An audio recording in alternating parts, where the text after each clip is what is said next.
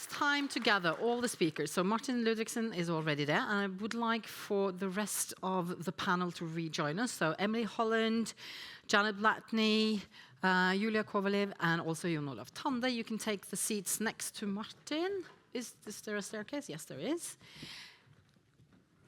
And I'm just gonna stand for a couple more minutes. I'm gonna sit together with them eventually, but I would just start by saying thank you so much for very interesting and thought-provoking presentations, all five of you. And I had a lot of questions prepared, but I've been sort of tossing them around when I was listening to you. And we're going to discuss some of your main points. And I'm not going to be the only one asking questions, of course. First of all, we have input from our wonderful audience. So I've been trying to read through some of the questions that are coming. My two adept helpers are already working hard to highlight the most relevant ones for this session. So please remember, not all the panels consist of all types of people ready to reply to everything. These are not politicians, for instance. So we'll see. We have to sort of prioritize a little bit. And if some questions or topics are not touched in this session, we might save them for later. So that was for the audience questions. But we also have our ever so skilled and broad expert panel beautifully placed on the first row. They have tables. That's what differs them. 12 different academics covering a wide array of disciplines. They are geographically dispersed, and I would like to add personality-wise, quite diverse, but they're all very nice. And they have at least two things in common: professional curiosity and the ability to ask good questions. So once they are ready to do so, they are going to flip their name tag 90 degrees so I can see that, and I can give them the word. Dear experts, are you ready? Yes, good, great. So, but I thought I could start, though, with the wonderful panel that we have here, and I hope that the five of you are going to throw yourselves into the discussion as well. Now, you've been listening to each other, and in the position where we are now, I was wondering if you're optimistic. I mean, I guess everyone was touched by Yuliya's presentation, because this is, real life, hard time experience. Are the rest of us ready to be in a position where we can actually learn from Ukraine's experiences? I'm going to start with that tiny question. And I'm looking at all of you. Olav, Yuliya said that, if I understood you correctly, central distribution is a challenge. Now, you're representing exactly that. What do you think about such a statement? First of all, thank you again, Yuliya, for this wonderful presentation. We learn a lot from Ukraine and the way you're handling the crisis. And it's exceptional what you're doing. In Norway, and at Statnett, I think we were one of the first TSOs, transmission system operators, that put resilience and robustness as a top priority. Why is that? Why are you the only ones? We are so clever. Okay. Next question. No, you can continue. I think we saw what was happening, and we thought, okay, this is good also in peacetime. It's not so that this is only good for the possible event of a war. It's also good to have a resilient power system in peacetime. And one of my main thinking is that we should do things that are good to do, be it in peace or in war. So we should do some sort of no-regret solutions, and we should aim still for sustainability, cost efficiency, and resilience and preparedness. So I think this is possible to go. Yeah, there are actually two questions to you from Statnett. So I'm just going to address them now since we're talking about this. So first of all, is it Statnett's assessment that cross-border power interconnectors contribute to Norwegian resilience, or does it rather compromise it now and in the future? No, I think it does not compromise it at all. I mean, this is part of our national security. We have a hydropower-based power system in Norway, and hydropower resources varies plus minus 30% from a dry year to a wet year. And in the dry year, we would, without cross-border connections, we would not have enough electricity to supply our the demand without this. And a second question with a short answer. How fast can you repair the Norwegian electric grid after a targeted attack on several transformer stations? No, you're going to say, oh, super fast. Yeah, I mean, that is an issue. We need to have spare parts, of course. And transformers, they are not small things you put in your back pocket. You know, they weighs hundreds of tons,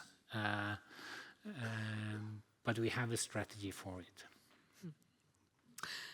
And I'm going to lead that. Thank you so far.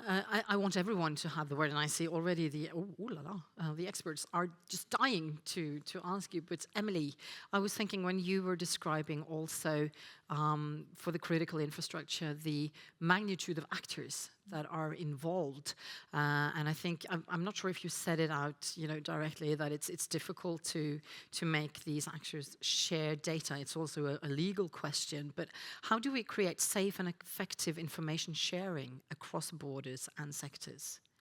Well, that is really a huge challenge. Yeah.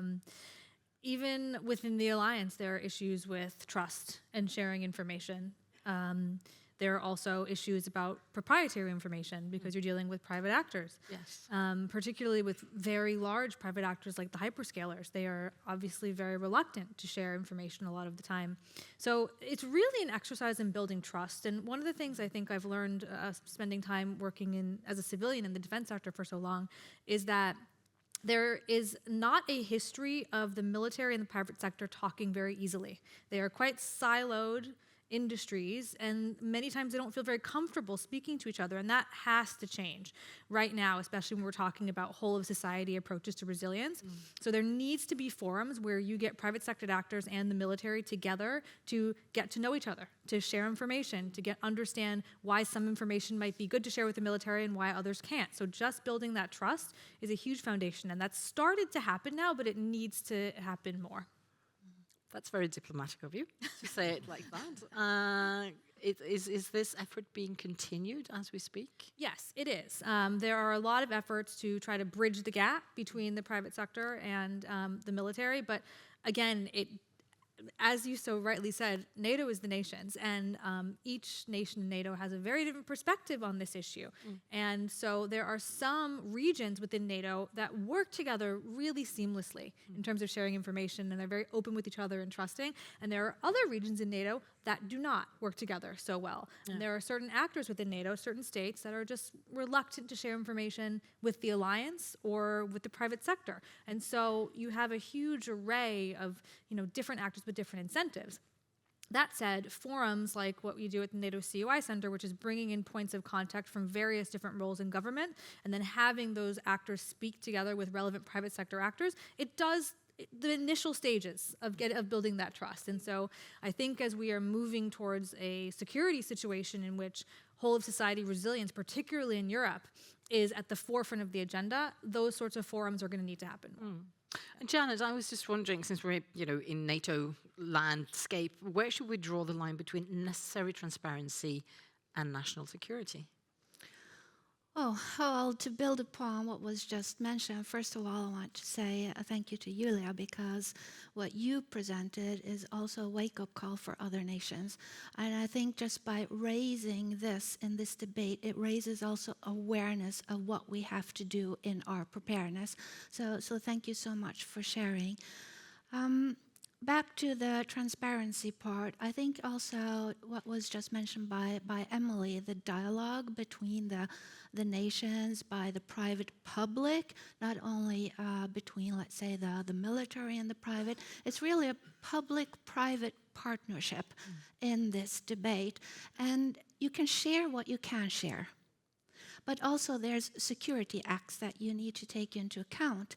And you cannot share all kinds of information due to that you do not want to, or you cannot expose your vulnerabilities, because at the end it's about deterrence.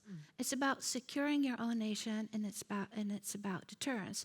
So research, for instance, I mean, we can be so open and transparent. So research and the dialogue that we're having today, and what was already put up front from your presentation, Martin, is an excellent way of also communicating, let's say, the challenges in this area, and also informing the policymakers and the decision makers of what we need to focus on. So yes, we need to be transparent. Yes, we can share information. I'm sure we can share much more than we do already. But at the same time, we do have some obligations to take care and protect our own vulnerabilities. Precisely. And Martin, you wanted to have the word, but I would add on a question as well, because as a researcher, I mean, you're pro-openness and sharing of data, but there's a line as well to how much data you should or could share. And I've heard industry representatives calling it a naivety. I'm not going to name any nations' names or anything, but, people are paying attention and watching maps, for instance, of transmission lines, or, share data and so on. How do you avoid, how do you manage to do that fine balance between sharing too much and too little to get that development going? So it's a large paradox. You can't really have a right and wrong, but there's a slight slider where you would like to stay. But the sort of point that I'd like to mention is that you can and should protect some technology, because technology, that's where I'm at. You need to protect some solutions because you need to protect your own capabilities. And you don't want to share other people's, your own capabilities. That is important. But the other flip of this is that this hinders and reduces the innovation rate, and the innovation goes down in society in general. People can innovate slower, we have less solutions, everything moves slower. This sort of revolution of open source that we've seen many years ago has sparked innovation in many, many places. And if we move to Ukraine, where people make their own drones with their own hands, it's impossible without open source. So if you have a wide variety of technology openly available, this also gives sort of persistence to the society, because you can handle a lot more if you have this availability and sort of diversity of solutions available to everyone, not only a few concentrated large industry partners or defense partners. So finding that balance, and also make sure that we have open technology as much as possible. It improves innovation, and it improves also societal resilience. Yuliya, you have to comment on that. Yes, and maybe because I'm no longer the diplomat, I can be more direct. I think we can talk a lot about, sensitivity, data sharing, but then guys, let's go to the Google map. Yeah.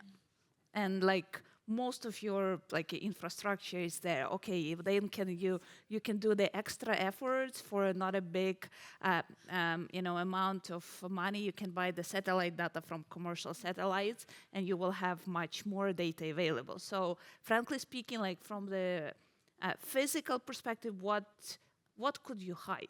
From the commercial perspective, look on many players, whether it's the privately owned companies, publicly traded, or it's state-owned. Everybody wants to be transparent. Everybody is sharing your, as the TSO, your investment program, when and how and what you will build, and the same with the power generators. So it's already most of the data. It's publicly available without almost zero cost to invest on getting this information.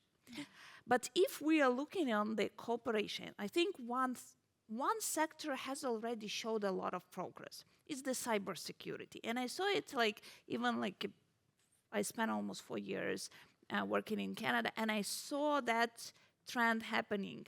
First, the government stepped when they saw the cyber attacks, specifically on the critical infrastructure. But then they started the building, and I think most of the NATO countries have already quite a good dialogue with the critical infrastructure sector on cybersecurity. And it's something that both the governments from the security standpoint is driving, but also the private sector is aware of and putting attention. this is the first, like, an example, and I think that is this practice needs to be just increased through all the dimensions, because that is where I think it's a win-win strategy.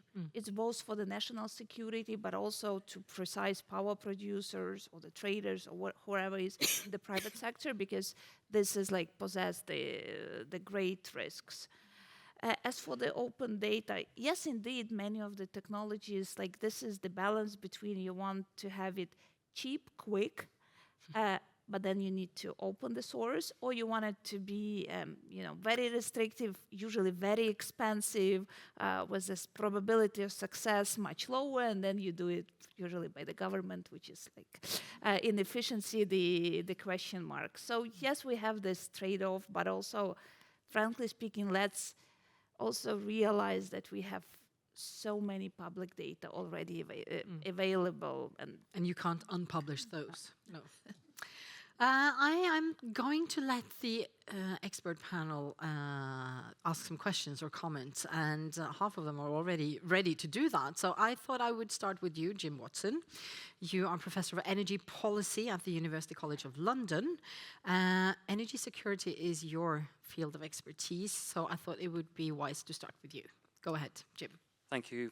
Thank you very much. Hope you can hear me okay. So I wanted to come back to what Emily said and then what Martin talked about at the end of the panel, which is the North Sea, the undersea interconnectors. And I suppose the question I'm left with is, it's a bit of a mess at the moment in terms of responsibility. You know, for reporting, you mentioned 3 different schemes. I've talked to cable operators back in the UK who say they're not responsible for monitoring this stuff. They can build it, but it's not their thing, it's somebody else. So I just wonder, for you and for any other members of the panel, who do you think should be responsible for trying to coordinate a type of approach which means that we have better reporting, better monitoring, and better response and prevention? Because at the moment, it doesn't seem to be very good. Emily, would you like to start? Sure. You're absolutely right. It is extremely fragmented, and I think that is a result of the nations sort of realizing that this was an issue, waking up to it, and then frantically trying to respond as best they can. But in terms of who should be responsible, it's a very good question. Ultimately, it's the nations who are responsible. But when you're talking about this sort of infrastructure with these cross-border and multinational, it becomes very difficult, and you need some sort of body to help coordinate that. I worked in the CUI Center at NATO. I think that's obviously a very natural fit to sort of act as the coordinating body to oversee the various different kind of relevant agencies. But again, it's up to the nations to decide that. And NATO can't make or force a country to say, well, get rid of your reporting scheme and just go to the CUI Center instead. That said, I think that because of the nature of this infrastructure, it really does make sense to have an alliance level body to report to and to try to clean up that fragmentation, because response time is so important. And when you have confusion amongst the operators about who to report to, that then weakens response time. And one of the things that's happened, in the CUI Center, but across kind of other bodies, is just thinking about how best to increase situational awareness, which you talked about, which is the big challenge, which is how do we know what's going on, when and where? And it's basically impossible to monitor that all the time. And so, of course, nations and the alliances turn to AI to try to figure out a way of better understanding what is normal activity across the whole spectrum of infrastructure and what is abnormal. And so we're going to see much more complex systems moving forward from that. And hopefully that might help to ease some of the coordination challenges. Yeah, I wanted to comment on that, but I'm not going to do that. Janet, would you like to reply as well to Jim's question? A great question. And I think this is a question that could be raised in several areas as well. Very often we see that some of the, or let's say a lot of the challenges that we are dealing with in security and defense are cross-sectorial. And as Emily said, it is fragmented. But at the same time, I think that every nation are organized in different ways, and there are systems in the different nations. So in Norway, for instance, every sector has, or every ministry has their own responsibility. But at the same time, they need also to collaborate and be coordinated among the sectors. And maybe this is one of the most challenging parts that we're dealing with, having the cross-sectorial approach in dealing with, let's say, finding good solutions and mechanisms to deal. But what I do see today, and again, based on the security challenges, is that there is a growing awareness that we have to work much more cross-sectorial. And as I mentioned, the 7 baseline requirements, NATO is also approaching each nation. What's the status? How are you doing in this field? So there's also reporting mechanisms there because resilience is a national responsibility. It's not perfect. Nothing is really perfect in life anyway. But at least I see a movement. And that's the good part. But I think maybe the cross-sectorial part is maybe one of the most difficult areas to get a good coordination.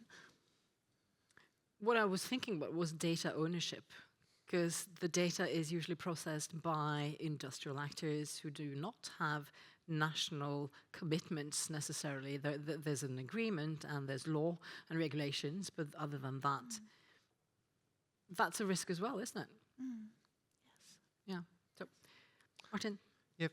Back to the question about who has the responsibility for the infrastructure. I would answer with a question because in Norway the Typical of these researchers and academics, yes. the responsibility in Norway is given to the owner by the Security Act, right? But who can protect it? Because if you own something and somebody comes in and you don't have the legal framework to protect it the right way, you can't really defend it. If some attacks your assets, then it's a governmental and it's an official unit, then you're to police and defense. And that, I would say that is likely to be challenging if you're an asset owner, that you are responsible, you don't have the framework, or do you have the framework to defect it is more the question. Yeah. Would you think would reply to that? I think this is a societal question. It is. Who should take the responsibility and how should they do it? I think it's easy for the government to give the responsibility to the asset owner, but it puts the asset owner in a challenging situation. Absolutely. Moving on to, or back to the expert panel, I thought maybe we should hear from Stephen Gabriel. You're also a regular part of the panel. I think you can just test it. I think it is on. So you're a professor at the Department of Mechanical Engineering at the University of Maryland. So mathematics. Yes. That's your field. Yeah, and also NTNU. So yeah. So I deal with a lot of modeling related to critical infrastructure under uncertainty. So how do you optimize something? So this is a question that's going to begin undersea, but doesn't have to stay underwater. Basically, the sea is huge, obviously. So given that you want to cover sensors and put in infrastructure to detect bad things happening underwater, you have to make some trade-offs. You can't look at every single worst case. And that's basically a robust approach if you're going to do that. But every euro or krona that you spend doing that, you've taken away from climate change. So it's a shared resource in terms of the budget. So how does, just giving a hint, how do you allocate where you're going to put these things under the water to protect versus taking that away from some other part of the economy? This is a general question for everybody. Again, it starts underwater, but could be anywhere. Thank you.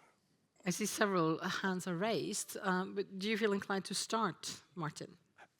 I can do that. I think the first question is how to choose between security and environmental. It's a political question. I think you can have, this is a situation where you can have both, because if you have assets out there, if you have observation systems, you can also improve the scientific understanding of the marine environment considerably. You can sort of go one level up to what we understand about the ocean.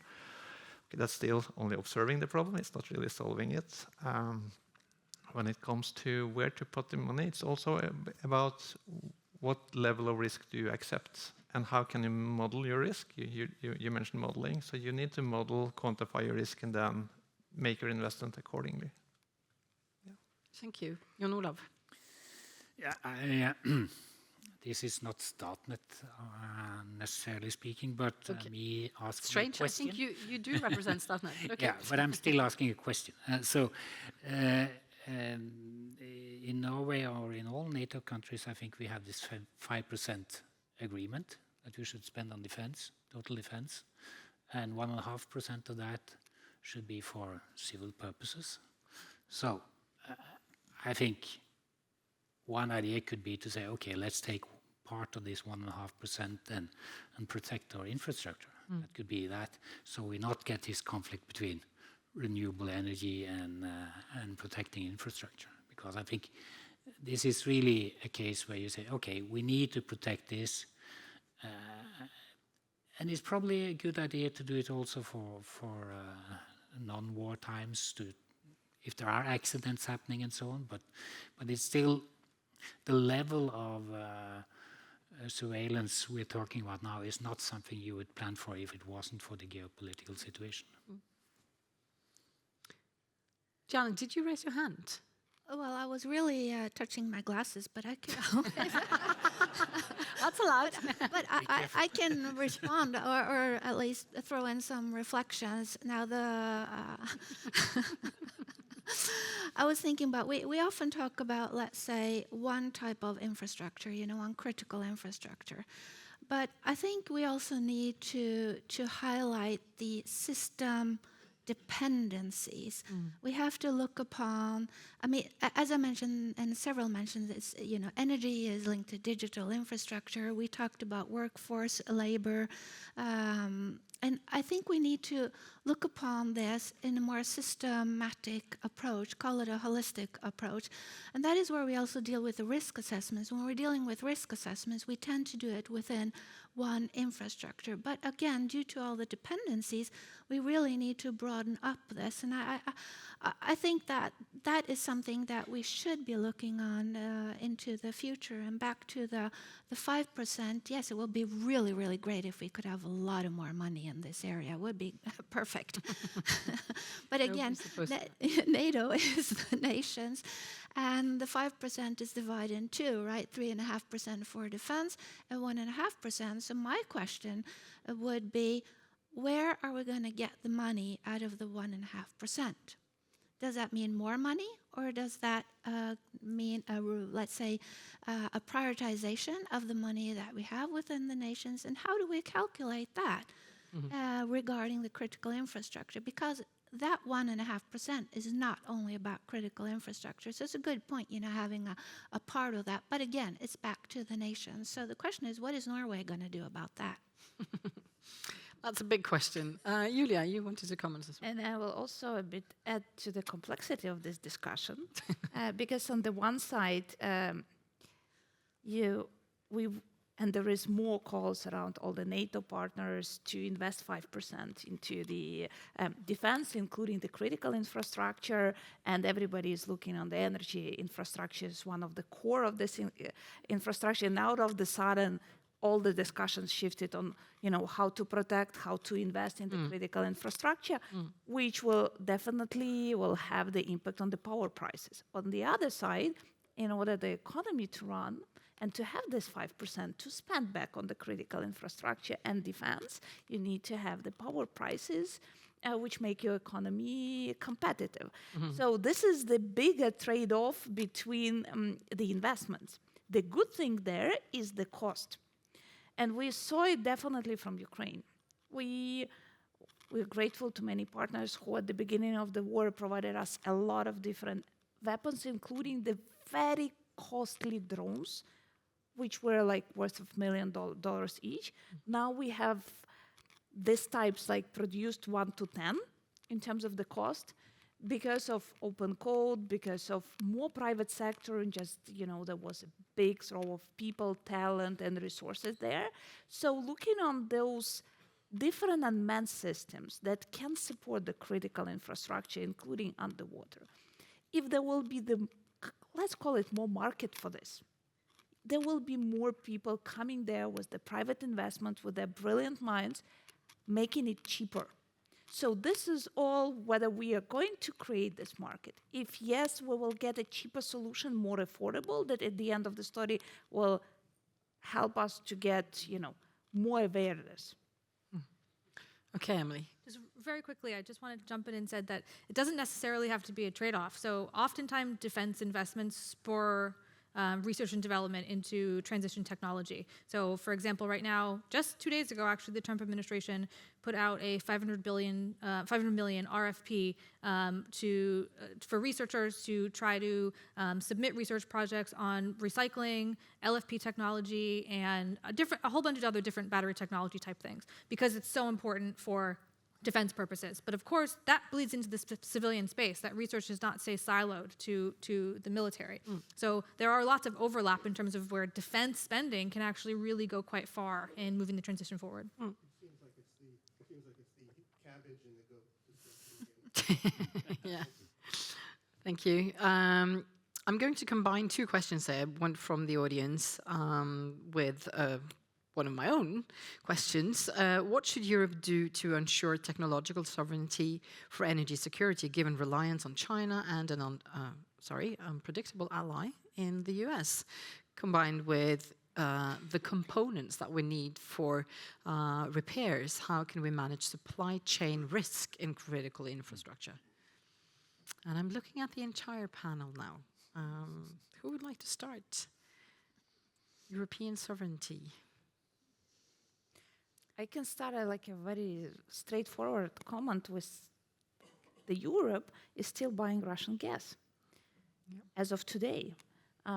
Yes, this amount was significantly decreased, but let's realize that still on the one side, we are very grateful for the support of Ukraine that all the European countries are providing, but on the other hand, there are still some countries who are feeding Russia and its war machine by buying both Russian pipeline and LNG gas. And for those who have been watching the recent, I will take my diplomatic turbulences around the oil pipeline to one country who desperately want to continue to buy Russian oil. And out of the sudden, the rest of EU members who already voted for the support package to Ukraine are stuck.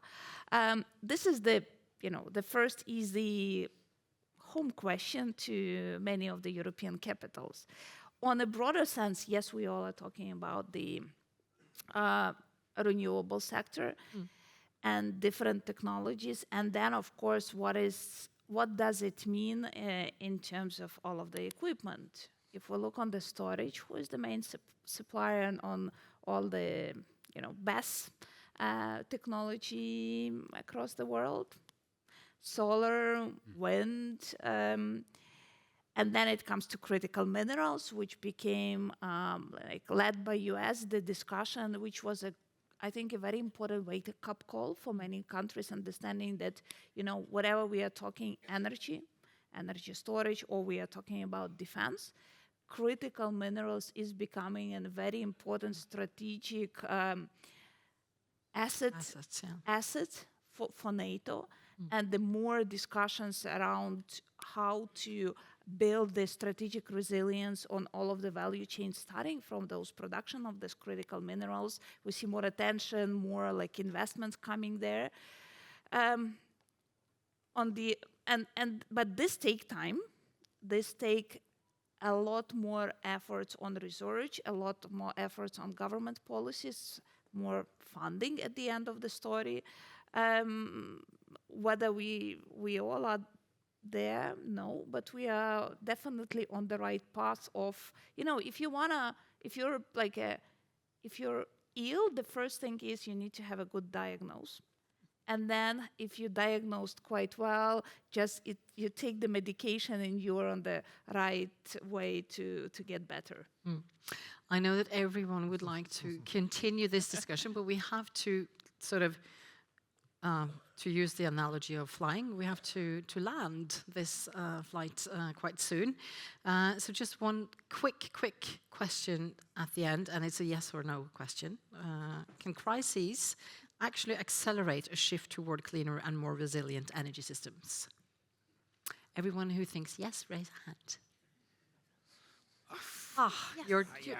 Okay, so because I was thinking, you're so realistic. But no, 2 hands up and 3 nays. Yes. I will tell yes, and this is the example of Ukraine for the last 4 years. Yes. Exactly. Just the last year, the new installed capacity of the wind generation was around 500 megawatts in the mid of the war. And if we look on the energy security, what is the dilemma? What is your primary source of energy? Whenever you're taking gas, you're at risk. Whenever you're taking coal, it's no longer bankable. We are moving. So renewable is it makes yourself as a country more energy resilient and independent. So like this is the definite example from where we are heading as the country in our energy system. That will be more and more reliance on the one side for renewables, on the other side on whatever renewables is the diversification. I'm going to say thank you. That was actually a nice summing up of the discussion. Thank you so much, Martin Ludvigsen, Olav Tande, Janet Blatney, Yuliya Kovaliv, and Emily Holland for sharing your perspectives with us. Thank you to the expert panel. You're going to get a new chance later on to ask questions, and also to the audience for great questions. So a huge round of applause for the panel.